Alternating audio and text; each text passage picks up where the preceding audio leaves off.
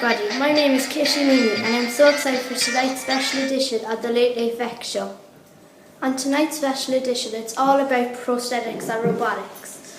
We have some special guests. First up is an expert in her field, Dr. Laura Hilliard. Welcome, Dr. Hilliard. I'm delighted to be here. Dr. Hilliard, you are a world-renowned expert in robotics and prosthetics. Could you please tell us about your work? I'd be delighted to. Robotics and prosthetics are beginning to bridge the gap between human ability and disability, between human limitation and potential. Sounds great, but why is that? Humans no longer need to view their bodies as broken. The reason a human body can never be broken is that disability can be eliminated through the development of prosthetics. Sounds fascinating. So tell me a bit about bionics and robotics. Bionics is the term for replacing a living limb with a robot. It is the stuff of life meets machine. How has robotics evolved in prosthetics? In particular, I would like to point out how robotics is evolving for people with arm and leg amputations. Amputation causes a huge disability. If you lose one or even both legs, it's a lot harder to do things. Thank you, Dr. Hilliard, for your time. You're very welcome. Earlier during the week, we sent a film crew to Dr. Hilliard's factory to see firsthand what she does. Have a look and see what you think. Welcome to the factory where we make prosthetic limbs for amputees all over the world. First, I'd like to introduce my colleague, Dr. Casey O'Sullivan, who is also an expert in the field of prosthetics. Hello. So, Dr. O'Sullivan, will you tell them a bit about what we do here?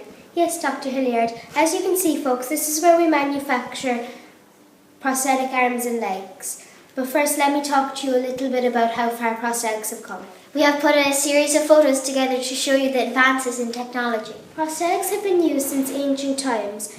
Early prosthetics were heavy and inflexible and usually made out of wood or iron.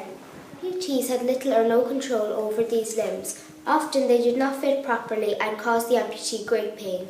As you can see from behind us, here's an example of a prosthetic workshop in the olden days. Prosthetics were handmade and very, very basic.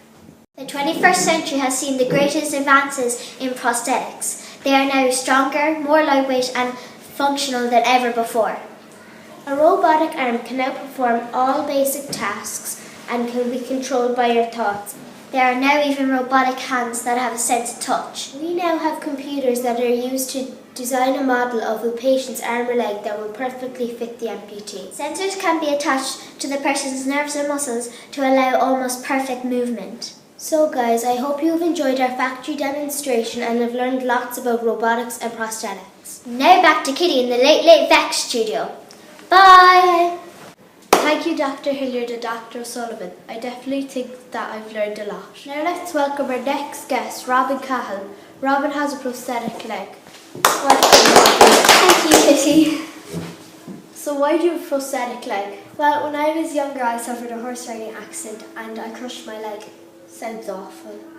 How many prosthetic legs have you had? I have had too many to count because every time I grew, I had to get a new one Is fitted. it difficult to do things with your leg? Well, I feel the prosthetics have improved so much. I feel there's no limitations to what I can and can't do with my It's leg. wonderful, Robin, that the development of prosthetics has given you the freedom to do whatever you want. Yes, Kitty, the development in prosthetics has really changed my life. Thank you, Robin, and to all our special guests. That's it from us at the Late Late VEX show.